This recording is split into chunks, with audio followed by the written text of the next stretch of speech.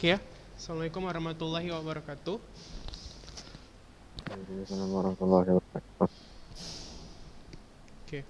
Eh, Sebelum belajar malah kita berdua berdoa menurut agama dan kepercayaan masing-masing. Doa dimulai.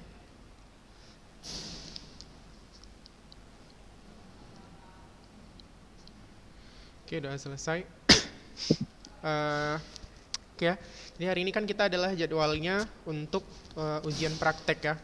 Jadi di ujian praktek ini kemarin kan sudah dijelaskan sebenarnya kita nanti berkisah tentang puisi ya. Jadi kemarin ada beberapa yang sudah mengumpulkan.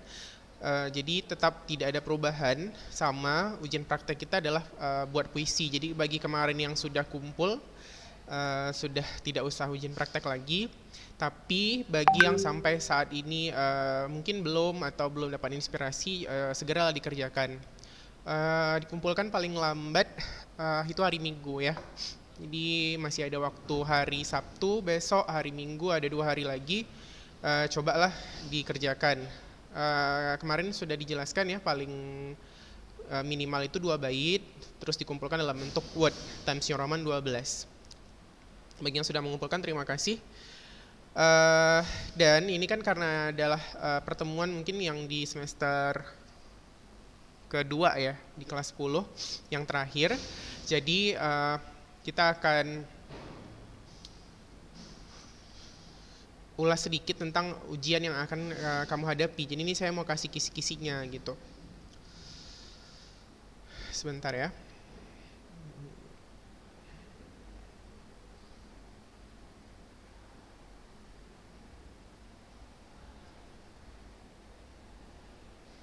Oke. Jadi kisi-kisi untuk ujian itu ada 5 soal, yang mana soalnya itu masing-masing dimulai dari teks negosiasi. Jadi tetap yang keluar itu hanya materi semester 1, sorry, semester 2 yang paling dominan. Itu ada teks negosiasi. Teks negosiasi di situ nanti ada beberapa tentang bagaimana menyimpulkan kesepakatan. Terus ada juga teks negosiasi yang berkaitan dengan bagaimana sih format pengajuan dan penawaran gitu. Kenapa harus itu gitu. Nanti ada sedikit penggalatnya gitu ya. Lalu dalam teks debat nanti kamu diminta untuk sedikit bagaimana sih kalau kamu kontra atau pro terhadap suatu mosi. Mosi itu kan kemarin adalah hal yang kita perdebatkan atau topik debat. Terus yang berikutnya itu ada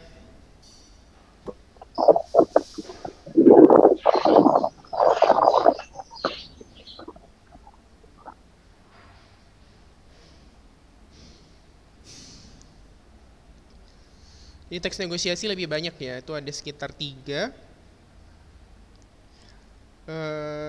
Sama kaidah kebahasaan. Jadi kaidah kebahasaan negosiasi, struktur negosiasi, khususnya pengajuan penawaran, terus bagaimana kita, kenapa kesepakatannya apa, terus bagaimana cara kamu menyimpulkan kesepakatan, terus ada teks debat itu masalah bagaimana membangun argumen pro dan kontra dari sebuah mosi, lalu ada teks biografi. Jadi biografi itu nanti kamu diminta untuk menganalisis mungkin strukturnya gitu ya, struktur dan kaidah kebahasaan. Jadi kan kemarin kita udah belajar bahwasanya biografi itu ada beberapa strukturnya, mulai dari orientasi, terus ada peristiwa-peristiwa atau record of event, sama reorientasi. Jadi nanti ada penggalan, cobalah kamu analisis gitu. Karena kan setiap struktur itu punya cirinya masing-masing. Misalnya kalau orientasi berarti tentang latar belakang pendidikan, masa kecil, terus lahirnya di mana gitu kan. Tapi kalau dia nanti record of event, hal-hal yang memang menjadi titik balik kehidupan tokoh. Misalnya dia mengalami apa sehingga dia belajar sesuatu dari itu. Sementara kalau reorientasi adalah pelajaran yang bisa kita ambil sebagai si pembaca. Apakah itu bentuknya keteladanan atau hal yang istimewa gitu. Kalau keteladanan berarti besar kemungkinan bisa kita contoh, tapi kalau istimewa mungkin hanya dia yang punya. Nah itulah biasanya yang menjadi isi dari reorientasi di biografi. Gitu kira-kira untuk review yang akan keluar di ujian. Sampai di situ kira-kira ada nggak hal yang bingung atau ingin ditanyakan?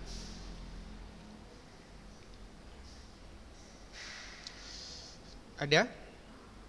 Usahakan kalau dalam ujian bahasa Indonesia jawabnya itu yang ditanya aja gitu. Jadi nggak usah panjang-panjang kali, yang penting benar dan logis, apa yang ditanya itu yang dijawab gitu.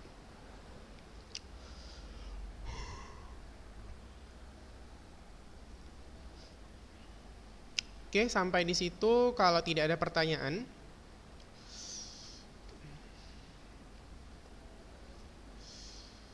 saya mau menunjukkan sedikit ini yang, nah ini dia yang struktur biografinya itu.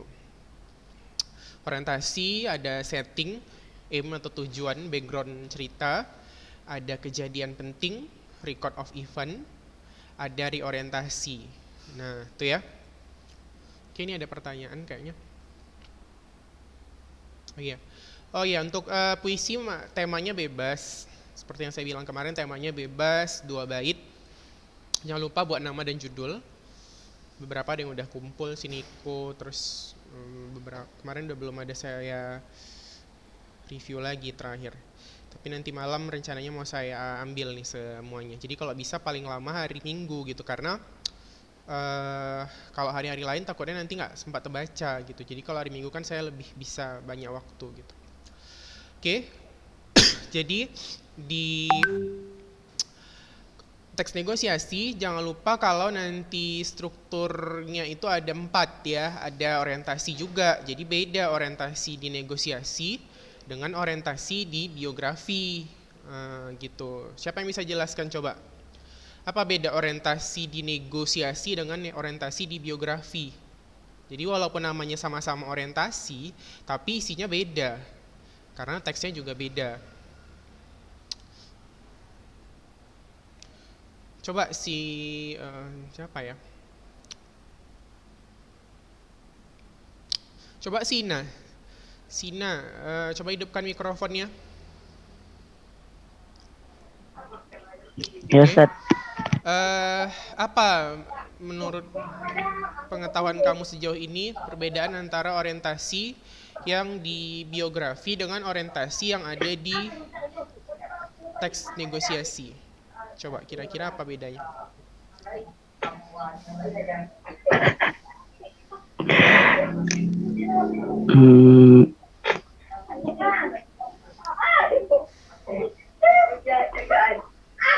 Kalau orientasi di Teks negosiasi, negosiasi itu menentukan pendapat ya, Ustaz. Masih ingat tujuan teks negosiasi apa? Teks negosiasi adalah teks yang bertujuan untuk mengungkapkan pendapat. Untuk mencapai kesepakatan. Kesepakatan. Oh ya, kesepakatan. Oke, jadi negosiasi itu teks yang isinya perbedaan kepentingan. Kenapa kita harus bernegosiasi? Karena ada perbedaan kepentingan. Nah, perbedaan kepentingan itu kan ingin mencapai hal yang mufakat dan musyawarah, ya kan? Tanpa ada unsur intimidasi, maka dilakukanlah negosiasi. Maka negosiasi itu dibangun oleh partisipan, yang pastinya partisipan itu manusia. Tidak pernah kita lihat ada kucing atau hewan peliharaan atau apapun yang di luar manusia bernegosiasi gitu kan. Gitu. Jadi negosiasi itu pastinya partisipannya manusia dan isinya ada pihak yang memberikan pengajuan. Pengajuan itu penetapan standar. Jadi kenapa harus ada pengajuan? Nanti ada tuh di dalam ujian ya kan. Kenapa harus ada pengajuan? Karena pengajuan itu berfungsi menetapkan standar dalam proses negosiasi. Gimana kita mau menemukan titik temu kalau nggak ada standarnya? Gitu kan. Jadi standar itu perlu, titik acuan itu perlu gitu. Sama seperti kita ngukur orang lari jarak pendek, lari jarak jauh gitu kan. Kan ada standar panjang meternya gitu. Jadi kalau misalnya tidak ada standar, maka kita tidak bisa membuat ukuran gitu. Samalah dengan teks negosiasi. Jadi pengajuan itu adalah standar yang ditetapkan oleh si pihak yang berwenang. Nah, dari standar itulah nanti biasanya si pembuat penawaran itu menurunkan standar tersebut. Mungkin karena rasa dia terlalu berat atau mungkin digantilah dengan yang lebih nyaman bagi si penawar. Nah, dari proses pengajuan, penawaran, penurunan, dan penetapan standar tadilah terjadi proses kesepakatan. Itulah yang mau kita capai dalam negosiasi. Beda lagi kalau teks debat. Kalau debat kan tujuannya itu mencapai kemenangan. Mau sepakat nggak sepakat itu belakangan, pokoknya menang dulu. Nah, itu bedanya. Maka di dalam debat itu yang diusung ke depan itu bukan mana pengajuan, mana penawaran, mana pro dan kontra, tapi bagaimana argumen-argumen itu bisa saling berlawanan tapi tetap logis gitu. Karena apa? Ada data kan, itulah fungsinya argumen tadi. Itu dia, jadi beda tujuan-tujuan teks tadi. Sementara biografi untuk apa? Biografi tergolong narasi.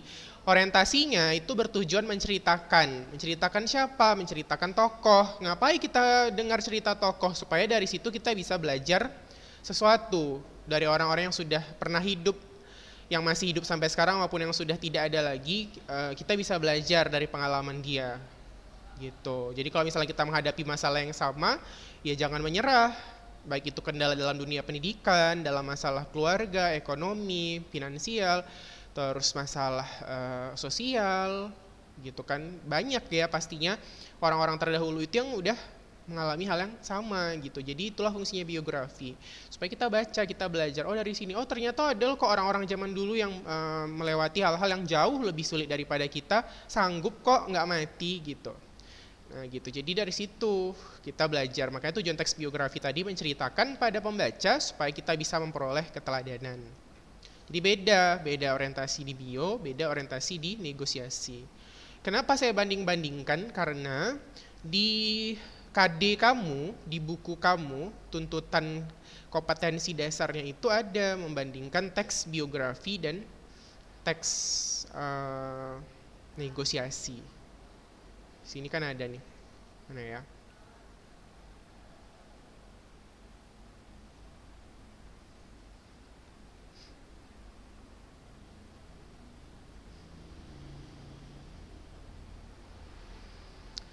Nah ini menceritakan teks biografi dengan pola penyajian yang berbeda. Kemarin ada tuh dia KD-nya saya baca. Bagaimana perbedaan antara penyajian teks biografi dan negosiasi secara struktur.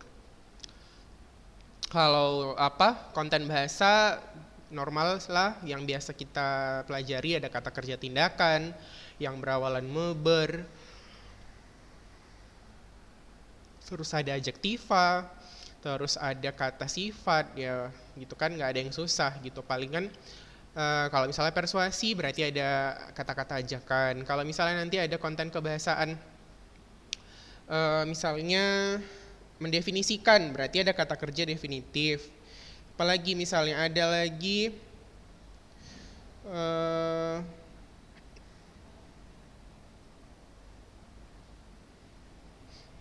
kalimat perintah, nah, berarti pakai tanda seru. Beda ya ajakan sama perintah. Kalau ngajak itu biasanya cuma nawarkan yuk gitu kan, tapi kalau merintah udah pasti nyuruh gitu. Jadi beda. Bentuk kalimatnya juga beda. Kalau perintah itu dia lebih tegas, sementara kalau ajakan dia sifatnya lebih ke saran. Ayolah kita ini gitu. Tapi kalau dia perintah, lakukanlah. Jangan gitu kan, tuh perintah. Di sini juga ada penggunaan kata ganti, kata kerja tindakan, itu coba dibaca-baca ya di rumah. Jadi ini karena udah mau ujian, coba di-review ya teks-teks ini. Tapi kalau puisi nggak ini sih, nggak masuk. Kenapa? Karena kita udah belajari sampai puisi, tapi rupanya yang yang bagian anak ceweknya, ahwatnya ya, itu dia belum sampai puisi kemarin. Saya lihat materinya. Jadi saya kalau ngeluarkan soal puisi nanti takutnya mereka nggak dipelajari gitu. Tapi kalau dari KD sih sebenarnya sampai puisi harusnya sudah. Gitu. Jadi gitulah gurunya karena beda-beda, maka saya putuskan sampai biografi aja yang kita pelajari. Oke. Nah,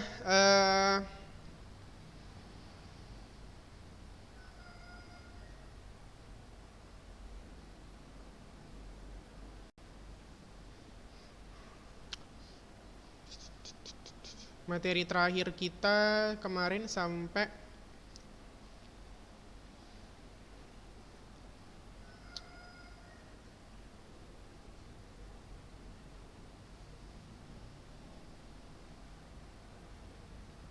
ini ya.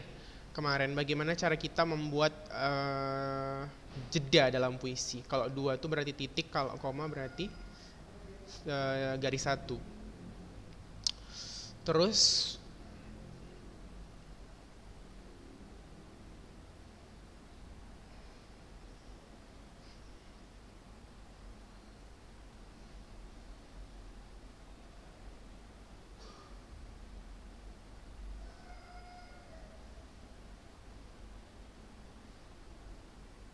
ini ada petunjuknya, bacalah puisi berjudul Ibu karya Zamawi Imron.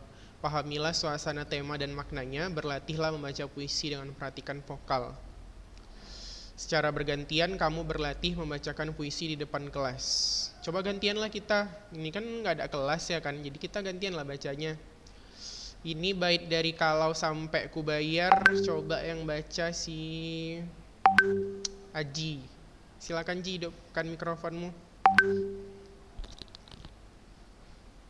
Aji. Ustaz, Ya, coba baca. Tapi pakai intonasi ya, lafal. Ustaz. Ibu, kalau aku merantau, lalu datang musim kemarau, sumur-sumur kering, daunan pun gugur bersama reranting. Hanya mata air matamu ibu, yang tetap lancar mengalir bila aku merantau. Sedap kopior susumu dan ronta kenakalanku. Di hati ada mayang siwalan memutihkan sari-sari kerinduan. Lantaran hutangku padamu tak kuasa ku bayar. Ibu adalah gua pertapaanku, dan ibulah yang meletakkan aku di sini. Saat bunga kembang menyerba bau sayang, ibu menunjuk ke langit, kemudian ke bumi. Aku mengangguk meskipun kurang mengerti. Bila kasihmu ibarat samudra, sempit lautan teduh, tempatku mandi. Mencuci lumut pada diri tempatku berlayar, menebar pukat dan melempar sauh. Lokan-lokan. Mutiara dan kembang laut, semua bagiku. Kalau aku ikut ujian, lalu ditanya tentang pahlawan namamu, Ibu, yang kusebut paling dahulu, lantaran aku tahu engkau ibu dan aku anakmu. Bila aku berlayar, lalu datang angin sakal, Tuhan yang ibu tunjukkan telah ku kenal. Ibulah itu bidadari yang berselendang biang lala, sesekali datang padaku, menyuruhku menulis langit biru dan sajakku. Oke, terima kasih Aji. Oke ya, jadi di sini puisi itu sebenarnya nadanya kalau kita baca tuh agak sedih ya, karena ini kayak kerinduan dia sama ibunya. Bahwasanya ya susah senang, rahasia, aib, apa segala macam kekurangan dia itu semua ya ibunya yang tahu gitu kan. Jadi katanya sinilah aku tempat menebar pukat dan melempar sauh, lokan-lokan, mutiara, kembang laut semua bagiku. Kalau aku ikut ujian lalu ditanya tentang pahlawan, namamu ibu yang kusebut paling dahulu lantaran aku tahu engkau ibu dan aku anakmu, katanya kan. Jadi kalau aku berlayar dengan angin sakal, angin sakal tuh kayak angin yang badai yang bawa kita ke tempat nggak dikenal gitu. Tuhan yang ibu tunjukkan telah ku kenal. Ibulah itu bidadari yang berselendang biang lala. Biang lala itu kan kayak ini mainan pasar-pasar malam yang besar itu yang bulat-bulat. Jadi dia mengagungkan sekali ibunya gitu. Dari segi apapun, sampai katanya sekali datanglah padaku menyuruhku menulis langit biru dengan sajakku gitu. Jadi saking dia menghargai ibunya. Ini juga ada musikalisasi puisi ya. Tapi kalian nggak boleh pakai musik ya. Ya udah kita baca aja ya. Jadi ini bentuk musikalisasi puisi sebenarnya ada KD-nya. KD-nya itu kita kalau misalnya masuk di kelas, kita tuh kayak menyanyikan puisi, itu namanya musikalisasi puisi. Tapi nggak boleh nyanyi katanya. Maka ini saya skip aja.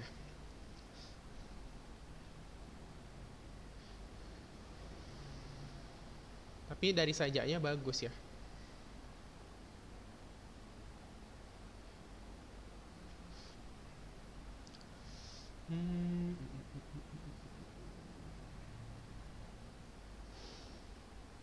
Nah ini, jadi kalau untuk dari segi diksi atau konten kebahasaan puisi, seperti yang kita tahu puisi itu menggunakan makna yang konotatif ya. Konotatif itu berarti tidak sebenarnya gitu. Jadi contohnya nih puisi Chairil Anwar. Dia bilang, aku ini binatang jalang dari kumpulan terbuang.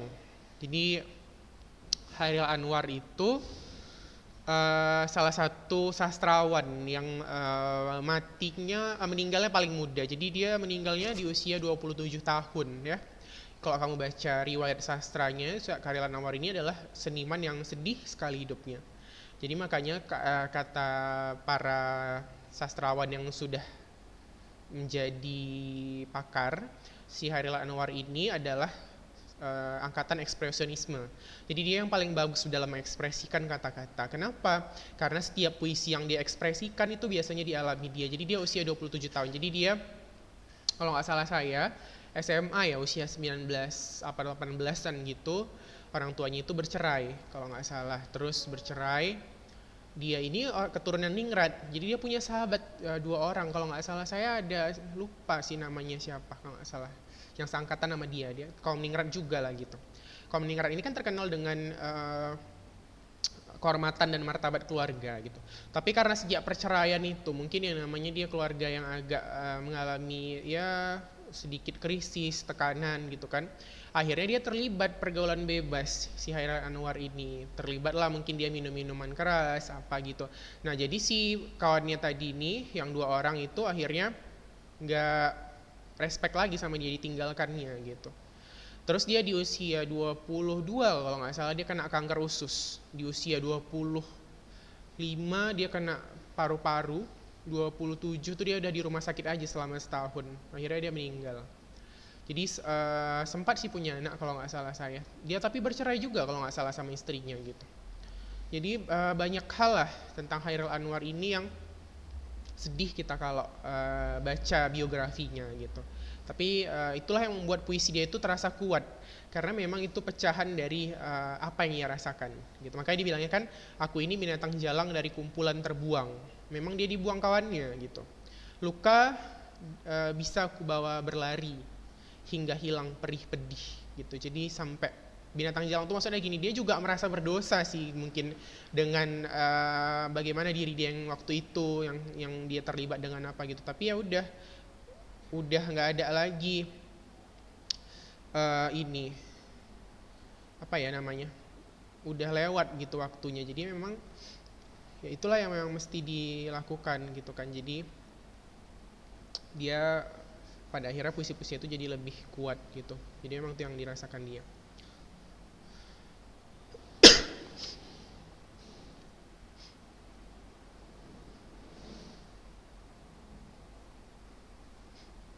Oke. Terus di sini ada lagi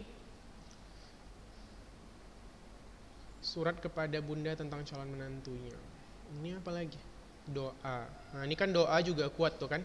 Puisi Chairil Anwar itu memang selalu kuat gitu nuansanya. Tuhan, dalam termangu aku masih menyebut namamu. Biar susah sungguh mengingat kau penuh seluruh. Tuhanku, aku hilang bentuk, remuk, katanya gitu kan.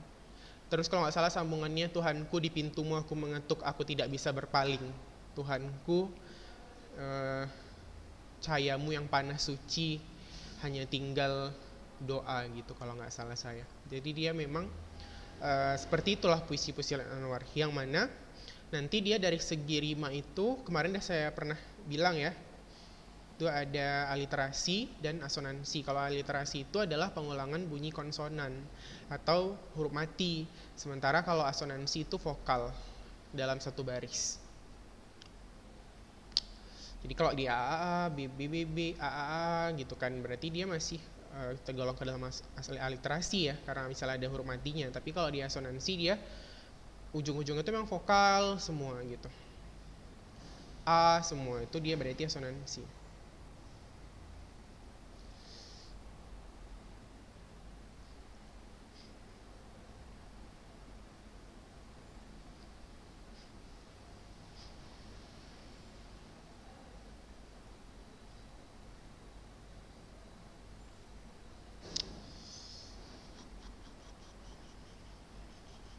Oh ini dia nanya imaji ya. Imaji masih ingat apa imaji? Coba nih saya tanya lagi si Amar, apa imaji Amar? Coba hidupkan mikrofonnya. Ya, Ustaz. Racun Paris biasa berapa tuh? Kenapa? Imaji apa Mar? Tunggu, Ustaz. Imaji. Imaji. Imaji itu image. Image itu apa Mar? Image itu apa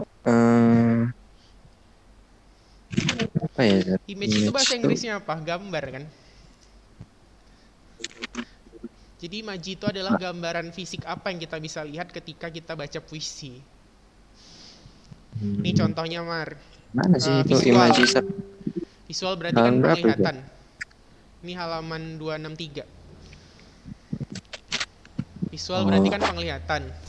Nah kalau visual atau penglihatan berarti dia imaji atau gambarannya bisa kita lihat aja pakai mata. Misalnya gadis kecil berkaleng kecil, senyummu terlalu kekal untuk dunia yang kenal duka.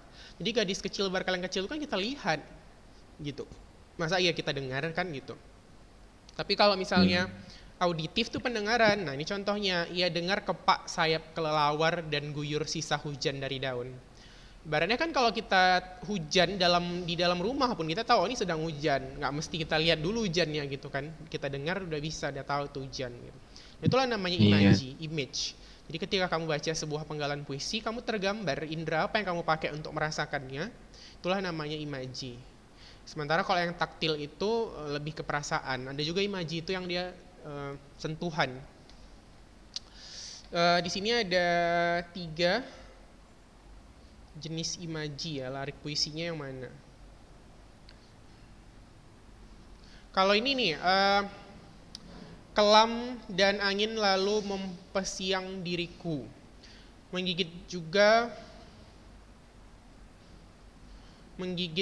ruang di mana dia yang kuingin, malam tambah merasuk, rimba jadi semati ungu, semati tugu ya, di karet daerahku yang akan datang.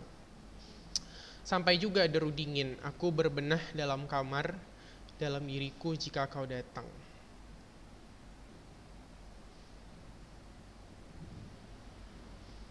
Tapi kini hanya tangan yang bergerak lantang. Kalau tangan bergerak lantang itu berarti dilihat ya, tubuhku diam berdiri dan cerita peristiwa berlalu beku. Ini puisinya tentang apa nih?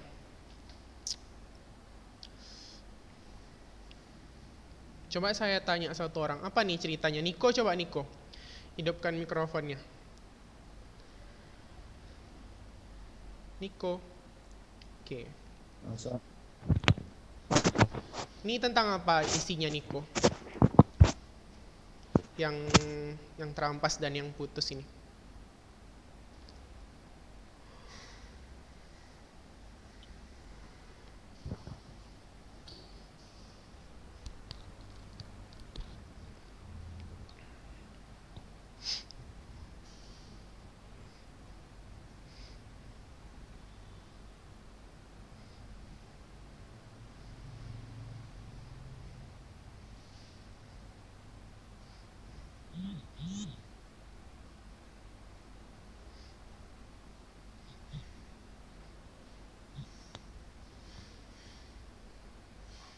Bisa Niko? Oh, ini ada chatting. Oh, putus-putus suaranya. Ini saya nanya yang terempas dan yang putus karya Harilan Anwar ini kira-kira puisinya bercerita tentang apa?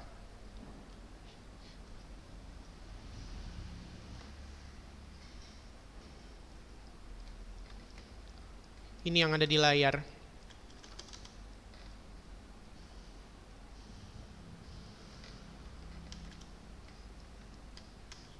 Bisa?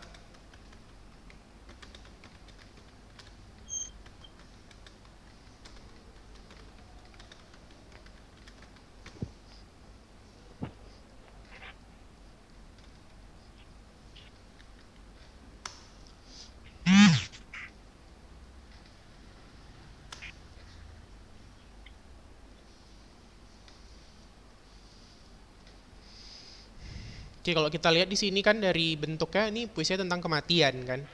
Lebih banyak kalau ditanya ini secara keseluruhan. Maka ini puisinya ini tentang indranya penglihatan gitu atau image audio visual bisa atau minimal visual gitu. Karena di sini lebih banyak visualnya memang. Kan nih katanya kelam dan angin lalu mempesiang diriku. Jadi maksudnya kayak angin itu menepis dirinya. Menggigit juga ruang di mana dia yang kuingin.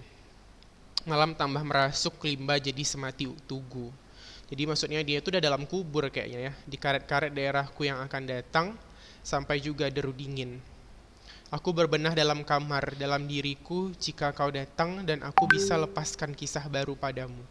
Tapi kini hanya tangan yang bergerak lantang, tubuhku diam dan sendiri. Cerita dan peristiwa berlalu beku. Berarti kan itu orang mati, yang peristiwanya udah membeku, udah berlalu gitu. Katanya dia bisa, kalau kau datang padaku, aku bisa ceritakan gitu. Ya mungkin semasa hidup dia lah gitu kan. Nah itulah berarti puisinya itu berimage visual, terus dia berkisah tentang kematian. Jadi sering-sering dibaca aja puisinya, jadi supaya soal-soal ini kan kalau kayak puisi ini kan banyak muncul di soal tipe apapun ya.